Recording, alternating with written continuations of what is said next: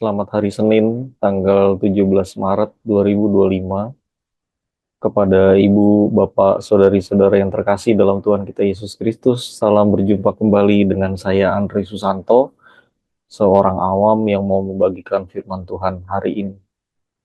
Hari ini saya mengambil tema ketika beli beras kurang 225 gram, hampir seperempat. Ini lumayan jika diuangkan senilai Rp3.000, bayar parkir di toko beras. Baik, kita mulai renungan kita dengan berdoa dalam nama Bapa dan Putra dan Roh Kudus. Amin. Allah Bapa sumber cinta, kami bersyukur atas kesempatan yang Engkau berikan bagi kami. Bapa, Engkau berikan kami kesehatan, Engkau berikan kami harapan yang baru setiap hari. Secara istimewa hari ini kami mau merenungkan firman-Mu, agar kami semakin dikuatkan imannya, agar kami beroleh kekuatan dan perlindungan daripada-Mu. Terima kasih Bapa, kami serahkan acara ini ke dalam tangan kasih-Mu. Utuslah Roh Kudus untuk memimpin kami, supaya kami dapat melakukan yang terbaik untuk kemuliaan nama-Mu. Terima kasih Bapa. Amin. Ampunilah dan kamu akan diampuni. Inilah Injil Yesus Kristus menurut Lukas, bab 6 ayat 36 sampai 38. Dimuliakanlah Tuhan. Yesus berkata kepada murid-muridnya, hendaknya kamu murah hati, sebagaimana Bapamu adalah murah hati. Janganlah kamu menghakimi, maka kamu pun tidak akan dihakimi. Dan janganlah kamu menghukum, maka kamu pun tidak akan dihukum. Ampunilah, dan kamu akan diampuni. Berilah, dan kamu akan diberi. Suatu takaran yang baik, yang dipadatkan, yang digoncang, dan yang tumpah keluar, akan dicurahkan ke dalam ribaanmu. Sebab ukuran yang kamu pakai untuk mengukur akan diukurkan kepadamu. Demikianlah sabda Tuhan. Terpujilah Kristus. Marilah kita hening sejenak.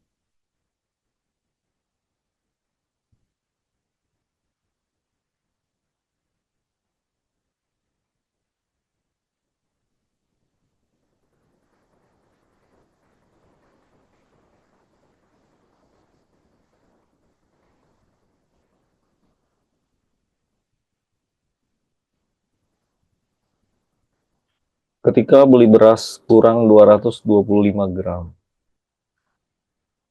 kami hari ini membeli beras di toko beras tempat kami tinggal. Saya dan istri membeli beras 25 kilo untuk sebulan.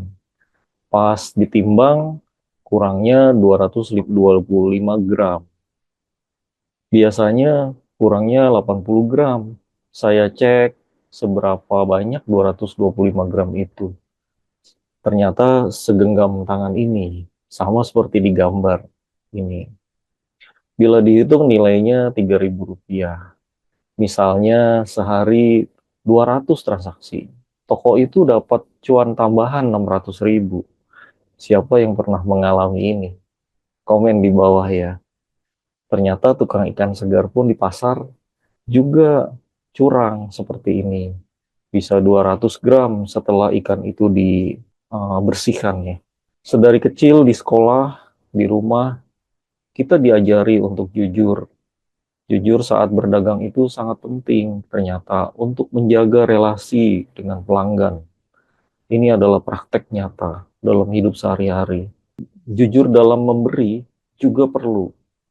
Masa kita kasih nasi kotak udah basi atau buah yang sudah busuk karena murah. Yang penting kita ngasih. Itu adalah persepsi yang keliru. Bagaimana bila mengalami kecurangan seperti beli beras 25 kilo ini kurang 225 gram? Apa yang harus kita lakukan sebagai orang beriman? Haruskah kita marah, kembali lagi ke toko dan minta kekurangannya? Nanti malah akan ada keributan, masalah baru buat kita. Di Injil hari ini, kita dianjurkan untuk murah hati. Jangan menghakimi, jangan menghukum. Ampunilah, maka kamu akan diampuni. Berilah, maka kamu akan diberi. Ini semua buah dari kasih. Sebagai anak-anak terang, kita diarahkan untuk berbuat kasih. Lalu bagaimana dengan toko beras itu, saudara-saudari yang terkasih?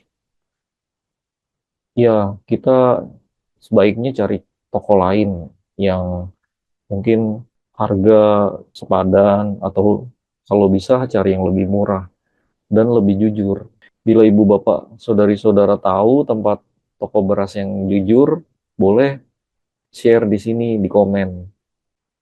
Dalam Injil hari ini, kita juga dianjurkan untuk memberi dalam takaran yang sesuai dengan ukuran. Karena ukuran yang kita pakai akan diukurkan kepada kita. Sebagai pedagang, alangkah baiknya memberi barang dagangan dengan timbangan yang benar, pas.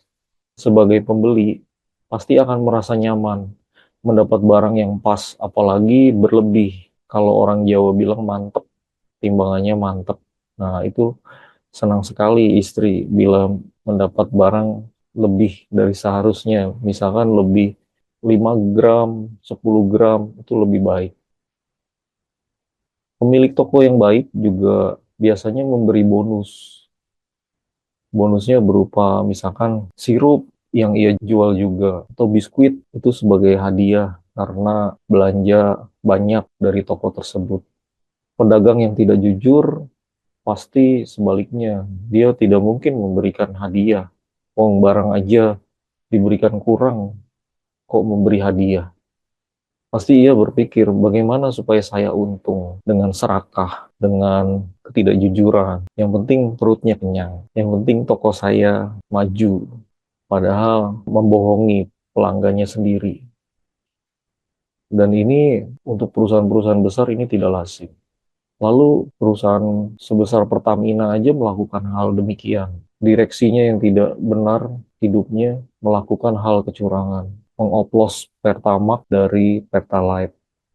Pedagang yang tidak jujur ini mengumpulkan dosa ketidakjujuran, keserakahan. Dapat dibayangkan istri anaknya dikasih makan dari uang yang tidak halal. Benih-benih dosa ditanamkan ke anaknya juga. Akhirnya nanti anaknya melakukan hal yang sama seperti ayahnya.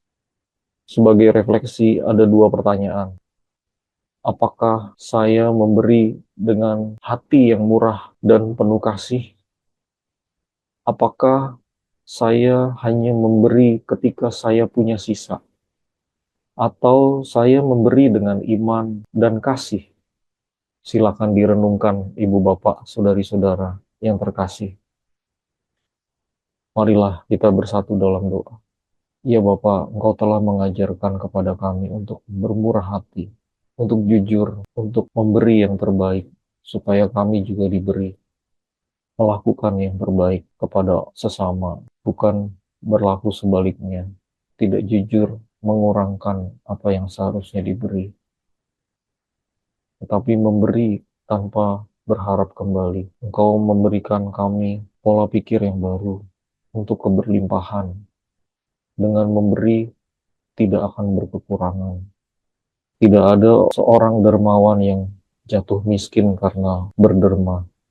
Ya Tuhan, semoga melalui pekerjaan kami, melalui usaha yang kami lakukan, Engkau memberikan kami boleh melakukan kejujuran, boleh berbagi berkat bagi orang-orang di sekitar kami, boleh melakukan yang terbaik, berdagang dengan jujur, atau bahkan memberi lebih dari yang seharusnya, membuat hati para pelanggan kami setia dan sukacita.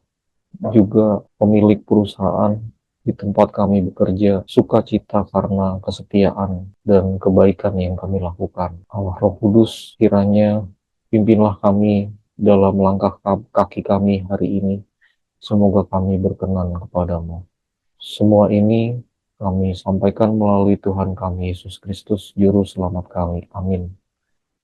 Dalam nama Bapa dan Putra dan Roh Kudus. Amin.